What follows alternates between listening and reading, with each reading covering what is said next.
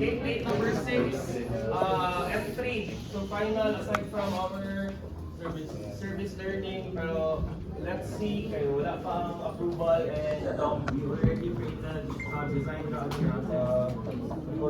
design concept proposal for the retrofit, the project no, as a class.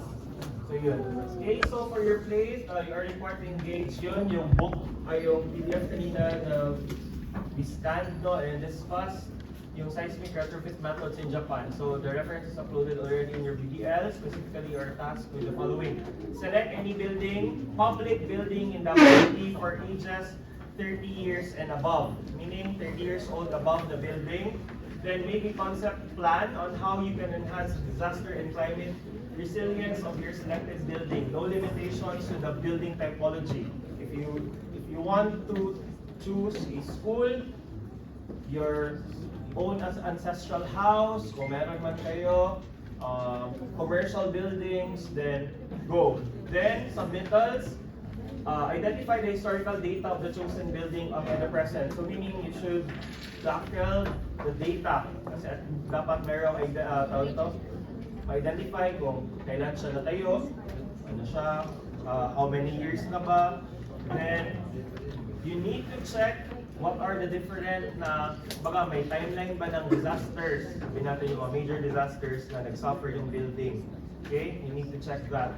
Then, an annotated concept of retrofit design elements overlap on the perspective, elevation, or the section of the building. Meaning you have an actual picture, then you will identify yung mga structural members, then you do the call-outs, you do the identification of what type of retrofitting methods you will use based on sa Japan na later. Then, a synthesis of the approaches you would employ to enhance the resilience of the building and its possible use as an evacuation area ba or pwede no need na dito. Kung mga more on i-discussion, why did you use yung CRSP method, ganon, because ganito ganyan. So there will be call-outs, i-highlight yung structure, part ng structure. Okay? So, no need to really get everything, the as-built plans. You can ano lang, at least have the pictures. And if you can recreate it, no problem with that. And if may makuha kayo na data, it's okay also. But please do not limit yourself na parang mag-go lang sa Google and you get the pictures. So the total, at least the totality of the structure. Okay? Then minimum requirements, yun. Design concept right up for the retrofitting measures, historical data, hazard maps, and supporting data. Meaning supporting data from the start of the it was constructed in structure. You need to have at least yung parang timeline ko ano ba yung mga disaster na nadaanan, earthquake ba, na-damage ba siya nito ganyan, nasulog ba, ganun. So, yun yung part ng research na part. Then, actual photos of the structure, exterior, ang interior if makaya, go, pero pag limited lang, let me know para at least mahanapan natin ng ways. Then, diagrams for the retrofitting measures. So, you have already the samples no here sa book kanina. So you just get it and i-contextualize, apply it doon. Okay? Then material specification based on the retrofitting measures. Given na ang materials, given na ang data doon, data na ganit. Data doon, so make sure to really specify na lang dito. Then construction law of detailed technical aspects. So in case na you will imagine kung ano yun doon, specify nyo, then go. Kung call outs kayo na ganun nyo or depende sa inyong approach. Okay? Then, this is, ang required na paper sheet is A3. Okay? Then, at least 2 sheets for this activity. Then, you can go beyond 2 sheets kung hindi magkasya.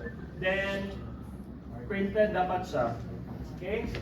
Ang deadline will be on week 14. Okay? Week 14, so week I don't know. Okay, no presentation with this, just a open lang for sige, just need to know that. Yes, just. Oh, pwede ko, any building typology.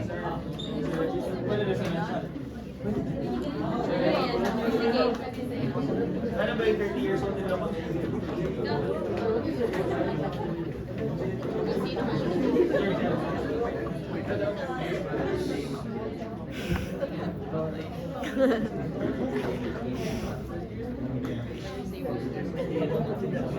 Ha? Ambot. Wag dili yata. Dapat nagka-function gihapon.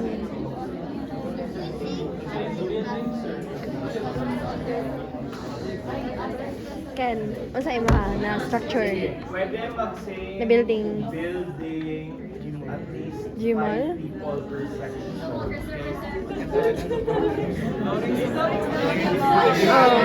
Ganito na lang. NCCC. Ganito na lang.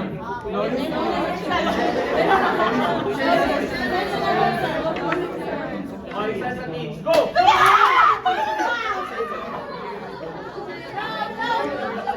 Unsa daw? Unsa daw? Sa team. Paunahay. Uy, paunahay daw. Ha? Wala pa. Wala pa. Sa group na. Kay Ken, Gmall niya. Sa to. Sa to. Nakaka-research na.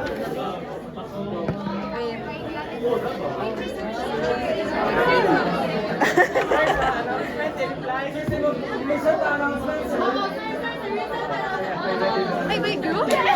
Ang building ata. Ay, group ang building. Not sure. Ay, group ang chosen building. Not sure. Hindi, nag-asking in sequence. So, the building na to. Ha? Ano sa? Ano na maisip? Ay, City Hall daw. Sige, sige. Dugay na na. Sige, pasikat man ko. City Hall, may. City Hall mo. Sige, pasikat man ko. Good luck, ani mag-Gmall. City Hall. Atong question kanina. Unahin daw, i-type City Hall. Asa i-type? Dito sa Teams. Sa Teams. Like, asa? Mag-post ba si sir? City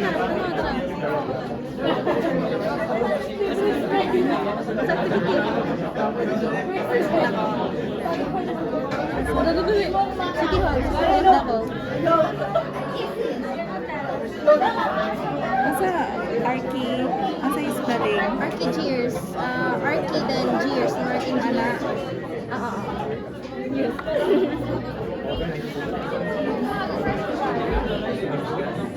Wala pa yung nag-city hall tanawa daw. No. Ay, go to. Hindi ka tagal-tagalan. Unya na na. Pag-argue sa siya.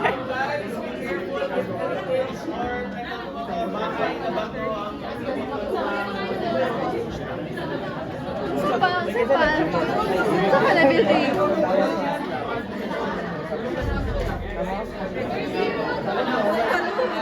Wala po, di ba